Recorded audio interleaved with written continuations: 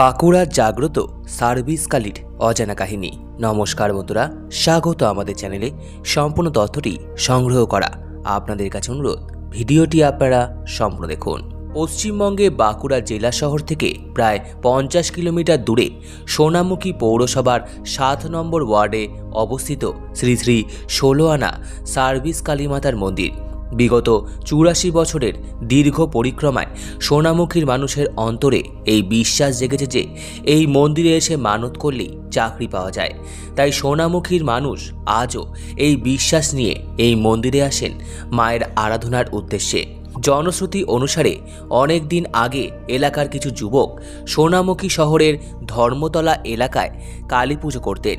বেকারত্বের যন্ত্রণায় অস্থির হয়ে ওঠা এই সব যুবকরা আনুমানিক 1940 সালের দিকে কালীমাতার কাছে মানত করেছিলেন যে চাকরি পেলে তারা মহা আড়ম্বরের সাথে মায়ের পুজো উদযাপন করবেন। কাকতালীয়ভাবে সেই বছরই তাদের অনেকেই বিভিন্ন সংস্থায় চাকরি পেয়ে যান। তার পরের বছরে এই স্থানে তারা সার্ভিস কালী নাম দিয়ে ধুমধাম করে মা কালীর পুজো শুরু করেন। আজ পর্যন্ত তারই দীর্ঘ 84 বছরের পরম্পরা চলে আসছে। একসময় সোনামুখীতে বাস সার্ভিস চালু করার উদ্দেশ্যে লাইসেন্স পাওয়ার জন্য 16 আনা দিয়ে মানত করা হয় সার্ভিস কালীমাতার কাছে। সেই মানত পূরণ হলে মায়ের নাম হয়ে যায় শ্রী শ্রী 16 আনা সার্ভিস কালীমাতা। 2016 সালে মন্দিরটি পুনর্নির্মিত হয় মর্মে একটি ফলক এখানে দেখা যায়। প্রতি বছর কার্তিক মাসের দীপান্বিতা অমাবস্যায় মন্দিরের বাৎসরিক পুজোর সময় মায়ের মৃন্ময়ী মূর্তি নতুন করে তৈরি করা হয়। ঘন কৃষ্ণবর্ণা চতুর্ভুজা মাতৃমূর্তি মুখাবয়বে সামান্য ভিন্নতা থাকে। মায়ের পদতলে শায়িত থাকে মহাদেবের মূর্তি। দুই পাশে থাকে ডাকিনী ও যোগিনীর মূর্তি। যেসব ভক্তদের মনস্কামনা পূরণ হয়েছে মায়ের উদ্দেশ্যে তাদের প্রণামী হিসাবে দেওয়া অলঙ্কারে সেই সময় মায়ের মূর্তি সাজানো হয়। সারা বছর অন্য সময় ঘটে এবং পটে মায়ের পুজো করা হয়। প্রতিদিন সকাল 7টায় এবং বেলা 2টোয় মায়ের পুজো হয়। সন্ধ্যায় হয় সন্ধ্যা আরতি। তবে ভক্তদের পুজো দেওয়ার কোনো বাধা ধরা সময় নেই। মন্দিরের দরজায় পুরোহিত মশাইয়ের ফোন নাম্বার দেওয়া আছে। মন্দির বন্ধ দেখলে তাকে ফোন দিলেই তিনি এসে পুজোর ব্যবস্থা করে দেন। নিত্য পুজোর পাশাপাশি প্রায় প্রতিদিনই ভক্তদের মানতের পুজো হয়ে থাকে। এই মন্দিরের বাৎসরিক পুজো হয় কার্তিক মাসের দীপান্বিতা অমাবস্যার সময়।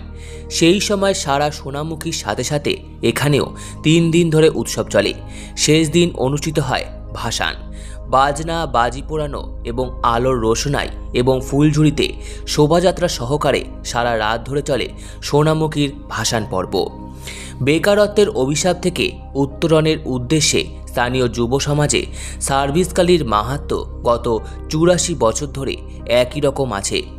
দীর্ঘ সময় ধরে এই বিশ্বাসে ভর করে সার্ভিস কালীর পুজো করে আসছেন বাঁকুড়ার সোনামুখীর মানুষ।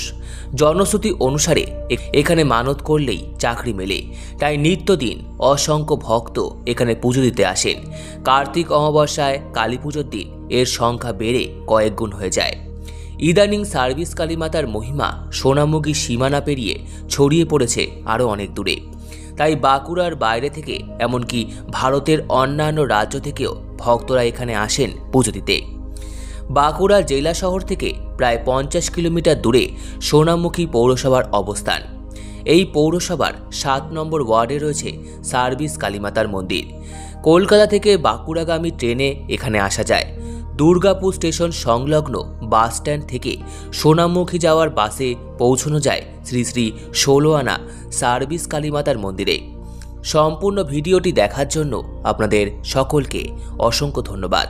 ভিডিওটি ভালো লেগে থাকলে লাইক, কমেন্ট, শেয়ার এবং চ্যানেলটিকে অবশ্যই সাবস্ক্রাইব করুন। ধন্যবাদ।